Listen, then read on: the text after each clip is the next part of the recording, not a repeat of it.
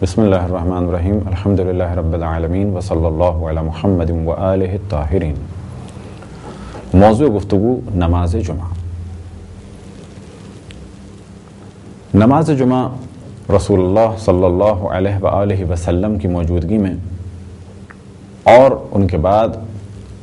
ائمہ علیہم السلام کی موجودگی میں واجب ہے، اور غیبت کے زمانے میں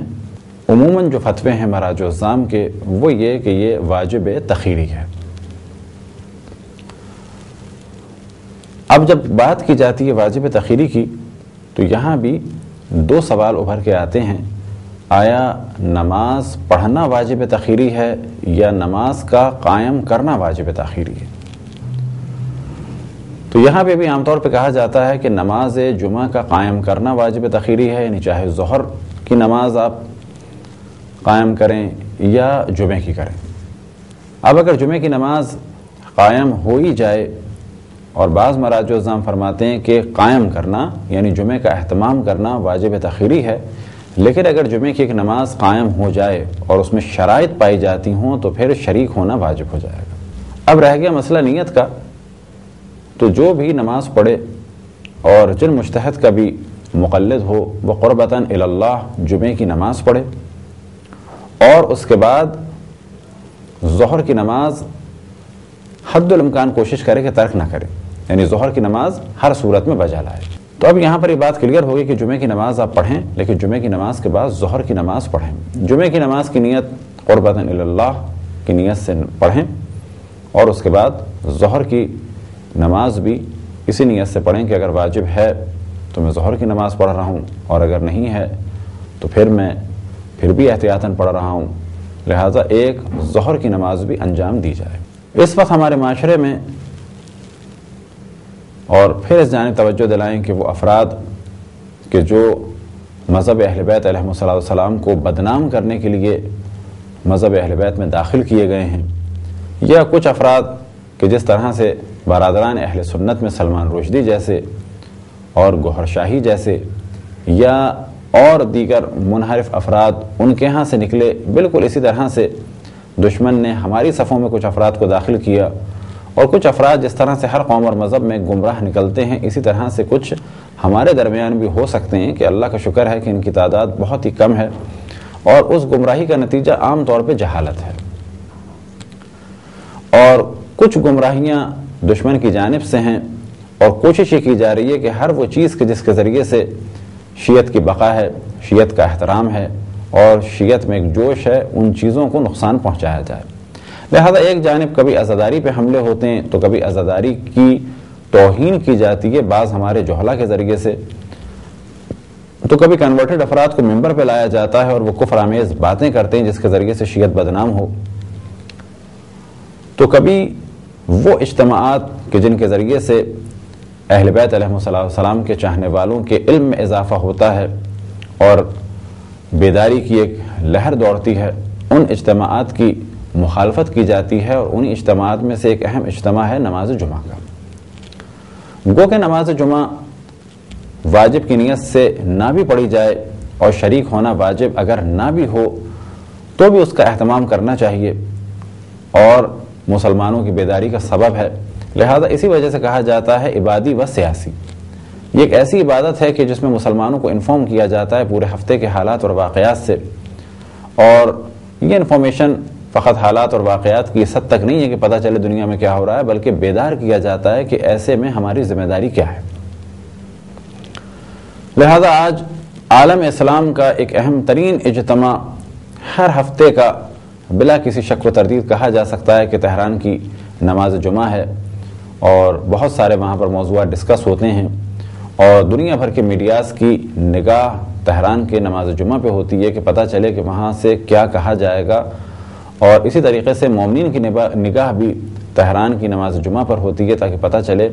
کہ کیا ہونے والا ہے اور مسلمانوں کو انفارم کیا جائے۔ اسی طریقے سے مینا کا خطبہ اور حج ایک اہم چیز ہے کہ جس کو حکومت سعودی نے مختلف سازشوں کی وجہ سے بالکل محض ایک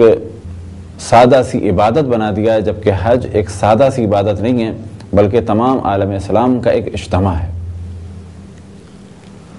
تو جمعے کے بارے میں جہاں بھی مخالفت ہو تو اس جانب توجہ رہے کہ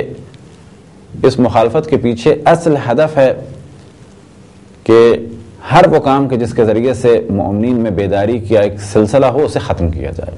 لہٰذا ہم دیکھتے ہیں کہ ایران میں ایک بیداری کا اہم ترین سلسلہ نماز جمعہ کے ذریعے سے ہے، عراق میں نماز جمعہ کے ذریعے سے ایک بیداری کا اہم ترین سلسلہ ہے۔ اسی طریقے سے بحرین میں جو ایک تحریک شروع ہوئی اس کی ابتدا بھی ایک مرکزی نماز جمعہ کے اجتماع سے ہوئی، اور اسی طریقے سے بیداری عزاداری کے ذریعے سے ہے۔ لہذا کوشش کی جاتی ہے کہ عزاداری کو خراب کیا جائے یا عزاداری کی حرمت کو پامال کیا جائے۔ تو مومنین کی توجہ رہے اس جانب کہ عزاداری کا دفاع کریں، نماز عید کا دفاع کریں، نماز جمعہ کا دفاع کریں، حج کو اس کی روح کے ساتھ برقرار کریں، عالم اسلام کو بیدار کریں، مسلمانوں کو بیدار کریں، دشمنوں کو عالم اسلام پر مسلط نہ ہونے دیں۔ اب جو بھی ان کاموں کی مخالفت کرے یا ان کاموں میں رخ نہ ڈالے تو سمجھ لیں کہ یا وہ نادان دوست ہیں یا دانا دشمن ہیں، اور دشمن نے انہیں ہماری صفوں میں داخل کیا ہے، یا یہ کہ ہمارے بعض گمراہ افراد کو دشمن نے خرید لیا ہے، بالکل ویسے ہی جیسے کہ سلمان رشدی کو اہل سنت میں سے خریدا گیا، یا ایک بہت بڑی تعداد کے جنہوں نے ختم نبوت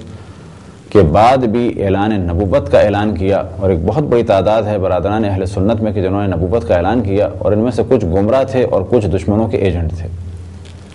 لہٰذا اس بات کو ہم بڑے فخر سے کہہ سکتے ہیں کہ ہمارے یہاں سے نہ ہی کسی نے نبوت کا دعویٰ کیا اور نہ ہی گمراہی کے اتنے سلسلے ہیں کہ جتنے اور دیگر مذاہب اسلامی میں، لیکن اس میں شک نہیں کہ گمراہی پھیلانے والے دشمن کے ذریعے سے ہماری صفوں میں داخل تو کیے جا سکتے ہیں۔ تو یہ تو ایک مقدماتی گفتگو تھی نماز جمعہ کے بارے میں۔ اس جانب توجہ رہے کہ